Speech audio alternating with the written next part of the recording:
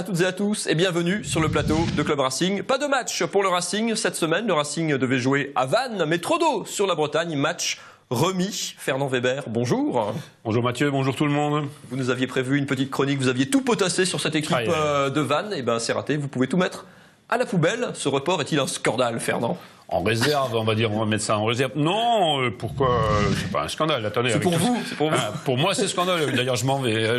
Non, mais il n'y a pas de souci, je mets ça en réserve. Je serai prêt, si d'aventure vous m'appelez, pour présenter Vannes. On a plein d'autres choses, évidemment, à voir dans cette émission. Et on va le faire avec le plus vanneté des Strasbourgeois. Joël Tanter, bonjour. Bonjour tout le monde. Il y a 47 ans déjà, il en avait marre de la Bretagne, d'avoir les pieds dans l'eau. Il a donc pris la direction de l'Alsace. 8 saisons sous les couleurs du Racing Club de Strasbourg avec en point d'orgue, évidemment, le titre de champion en 1979. Vous allez bien sûr nous accompagner durant cette émission. Pas de match, donc ce vendredi pour le Racing. Alors qu'il n'y avait déjà pas de match le week-end prochain. Le prochain rendez-vous pour les Strasbourgeois, du coup, sur les terrains, c'est pour l'instant le 1er mars. Ça paraît très très loin, c'est la réception du Paris FC. Fernand, ça fait vraiment une très longue coupure. Oui, c'est simple, ça fait une deuxième trêve en réalité. Maintenant, on ne sait pas quand est-ce que ce match va être placé. Il sera certainement placé en semaine parce que là, pour le moment, on n'a rien trouvé sur les week-ends. Je vois pas quand est-ce que ce sera possible. Alors, est-ce que ce sera tout de suite la semaine prochaine? Ça m'étonnerait. Ça me paraît short. Mais enfin, c'est vrai que là, du coup, il va falloir recomposer au niveau du staff. C'est toujours pareil. On fait des cycles, on prépare son équipe. On va en parler dans un petit instant. Justement, écoutez les joueurs strasbourgeois que vous voyez à l'entraînement ce matin. Alors pareil, avec beaucoup de pluie ce matin sur la Méno, tout le monde était trempé. Solidarité avec nos amis bretons. Écoutez notamment Sébastien Ribas et Ali Bamba. C'est une semaine de bonus pour nous. On s'entraîne bien, on a le temps de mettre des choses en place et de faire un bon championnat après. Il y a deux moyens de voir ça. Je pense que tous les joueurs et moi aussi, on aime bien jouer. Donc c'est un peu triste qu'on ne joue pas, mais bon, de toute façon, on a encore 2 semaines pour travailler, pour continuer à améliorer toutes les choses avec le groupe, pour connaître un peu plus les coéquipiers. Donc voilà, c'est une chose positive aussi ça. Voilà, pour les joueurs strasbourgeois, Joël, vous étiez un peu comme ça aussi, forcément, quand on est joueur, pro ou pas. D'ailleurs, on préfère les matchs aux entraînements, il n'y a pas photo. Oui, de toute façon, hein. Mais c'est quand même bizarre, parce qu'il y a des clubs, pourtant, qui disent on joue tous les 3 jours, c'est fatigant. Alors que je sais qu'à notre époque, nous, on préférait jouer tous les 3 jours, parce que déjà, l'entraînement était beaucoup plus léger, et donc c'était plus intéressant. Et on dit c'est en jouant qu'on a le rythme. Donc c'est sûr que c'est important de jouer. Ça va casser justement un petit peu ce rythme. Un petit mot peut-être sur Sébastien Ribas, qu'on a vu, qui est la dernière recrue arrivée au Racing, qui a joué les 90 minutes contre Ajaccio, qui a marqué ce penalty, transformé ce penalty dans les arrêts de jeu. Ça va lui permettre effectivement de jouer dessus. On a besoin de temps pour s'adapter à une équipe. Vous disiez effectivement le point positif de ce report pour lui, c'est de lui laisser un peu de temps pour s'intégrer vraiment dans un collectif. Oui, surtout pour lui, étant donné qu'il n'a pas beaucoup joué ces derniers temps. Donc à ce niveau-là aussi, c'est important. Et puis bon, surtout l'entraînement. Vous savez, bon, toujours les entraînements suffisent pas. Bon, maintenant, je pense qu'il doit manquer aussi d'un peu de foncier, de résistance. Et je pense que à lui, ça lui fera du bien. On peut rester sur Sébastien Ribas, Fernand contre Ajaccio. Vous nous aviez commenté ce match sur Alsace 20. Il avait alterné, on l'a relativement peu vu, il a joué tout le match, relativement peu vu pendant 90 minutes, mais il a le courage, a dit François Keller, d'aller tirer ce pénalty de première impression sur ces 90 premières minutes. Déjà là, il doit avoir une sacrée confiance quand même pour y aller, après une rencontre pareille, à ce moment-là, son premier match au Racing, et aller tirer en plus plein milieu du but, etc. Enfin, je veux dire, il faut être sacrément gonflé. Donc, ça dénote quand même un gars qui est très optimiste et qui est sûr un peu de sa valeur. Quant au reste, c'est vrai qu'on l'a pas beaucoup vu. A-t-il été suffisamment alimenté? Ça, c'est encore autre chose. Là, on pourrait en parler pendant des heures et des heures. Mais enfin, ça a été très difficile avec une deuxième partie qui a été vraiment pourrie par Ajaccio, et volontairement. Et ça, c'est un grand reproche que je leur fais. J'ai d'ailleurs eu l'occasion de le dire pendant la rencontre. Parce que franchement, ils nous ont montré en première mi-temps tout de même d'autres qualités.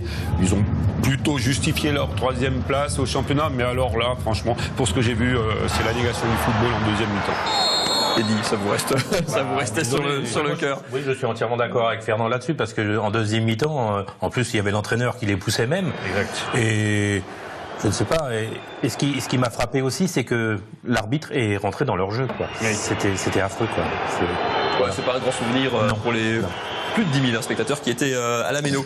Le problème du Racing avec ce report, c'est que les autres équipes vont jouer fatalement. Vous le voyez au classement, le Racing qui est toujours premier non relégable, qui est aussi à 3 points seulement de la 9e place. C'est extrêmement serré dans le milieu de tableau.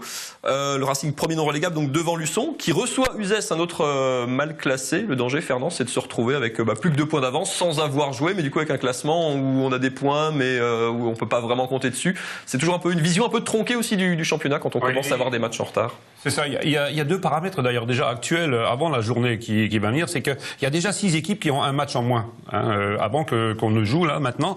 Et là, pour le coup, le Racing également va en avoir un de moins, mais et en plus, c'est extrêmement serré, parce que n'oubliez pas que, de mémoire, je crois que nous sommes à 6 points du 5e, je crois. Oui, il y a de fortes chances que ça. On va regarder, mais je crois que c'est ça. Et franchement, c'est extrêmement serré. C'est vrai que lorsqu'on joue pas, on risque d'avoir les autres derrière qui viennent subitement vous pousser et encore une fois commencer à vous faire douter à un moment où on sort la tête de l'eau et on est dans une hyper dynamique parce que tout simplement en 2014 on n'a toujours pas encore perdu. Et je veux dire que ça c'est le côté négatif de la chose. C'est vrai que par contre, si jamais il y a de la casse derrière, on se dit on a toujours un match à jouer et n'oublions pas là, ça nous permet de faire le trou. Alors vous savez, comme disait Ribas, il y a du pour, il y a du contre pour lui, il y a du pour, il y a du contre dans la réflexion pour tout le monde. Et comme disaient les autres, on n'a pas le choix. Juste on va jeter un œil au programme de cette 21e journée. Il y a un choc de haut de tableau entre Ajaccio, 3e, et Orléans, le leader. Colmar reçoit Bourg-Péronas. Le 4e, c'est vendredi à 20h au Stadium. En bas de tableau, donc, match à 6 points ou presque entre Luçon et Uzès, alors que le Amiens d'Olivier et Chouafny, qui ne décolle toujours pas d'ailleurs, reçoit Dunkerque. Je propose d'écouter François Keller, justement, un petit peu sur le thème dont vous parliez tout à l'heure, Fernand. Cette longue coupure, écoutez-le, c'était à la sortie de l'entraînement de ce jeudi matin.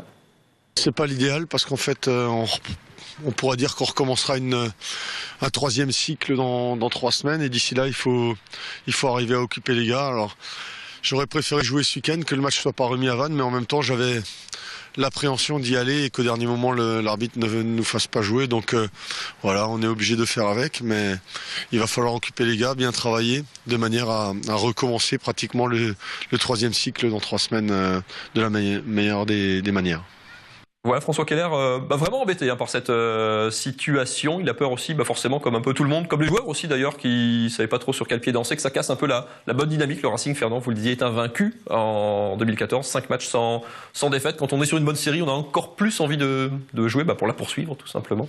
Oui, ça c'est vraiment pour moi le grand souci. À côté de ça, il est vrai, n'oubliez pas que Vannes n'a pas joué non plus. Leur match à Fréjus a été remis. Eux, du coup, qui restaient sur une victoire 4-0 où ils ont atomisé Uzès. Et donc eux aussi peuvent se sentir frustrés quelque part pour ne pas avoir joué directement dans la foulée. Mais enfin ça, c'est du côté du rythme, certes, c'est dommage au niveau mental.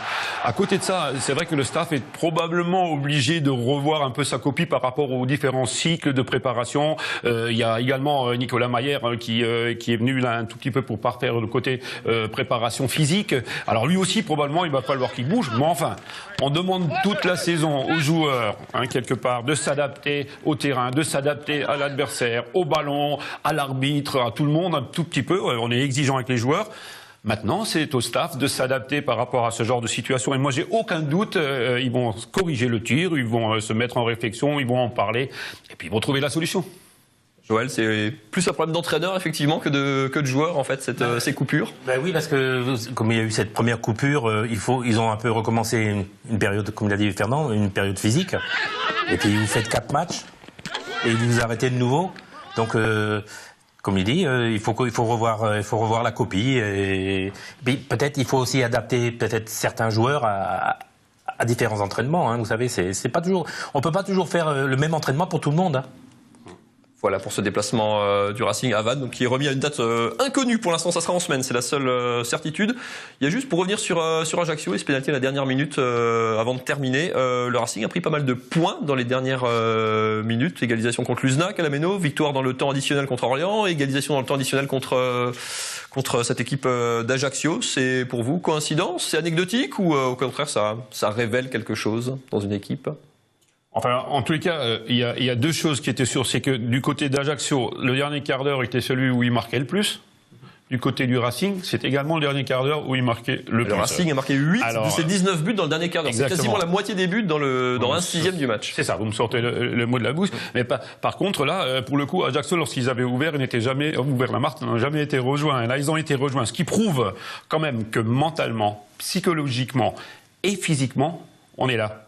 Et là, ça c'est le grand mérite du Racing, c'est de ne jamais avoir, alors que tout le monde, quasiment, aussi bien dans le stade que à la télé, s'était dit bon là c'est foutu. Et ben ça n'est pas foutu, un match n'est jamais terminé jusqu'à la fin. On est bien d'accord, Joël. De toute façon, hein, ça c'est la méthode, comme on dit, la méthode allemande. Hein, vous savez, oui. C'est l'heure de la minute du football alsacien avec la Ligue d'Alsace de football. Le Racing est donc privé de matchs ce week-end, alors que dans le foot régional, c'est plutôt l'heure de la reprise. Gros plan sur 2 clubs de la région à l'heure justement de la reprise post-coupure hivernale. Regardez. La coupure a été plus ou moins longue, mais c'est vrai qu'on a eu la chance de pouvoir profiter des installations que nous avons à Rastedt. Le temps, malheureusement, ne nous permet pas trop de pouvoir jouer sur des terrains verts si on n'a pas de synthétique. Après, on a travaillé un petit peu en salle parce que le temps ne nous permettait pas, donc on a pu travailler physique et un peu technique, mais bon, c'est vrai que l'espace sur le terrain, le grand terrain nous manque énormément. C'est vrai que là, c'est la première fois que j'ai connu ça, autant de matchs remis. Et déjà une coupure assez tôt, puisqu'on a eu début octobre une période de 4 semaines sans match. Donc il y a eu 3 matchs d'affilée de remis. On a des problèmes de terrain à la Wonsenau, bon, comme beaucoup de clubs en Alsace. Et donc on a meublé la trêve comme on a pu, notamment en courant, bien sûr, footing. On est allé 2 fois à la cour de Ono. Bon, on a eu la chance de faire 3 matchs amicaux, 3 matchs de préparation, ce qui nous a permis quand même de rester dans le rythme. Voilà, aujourd'hui. Le terrain est bon aujourd'hui par rapport à celui de la Wonsenau. Je dirais que il est jouable, il est largement jouable. On a un terrain agréable, on peut jouer au football.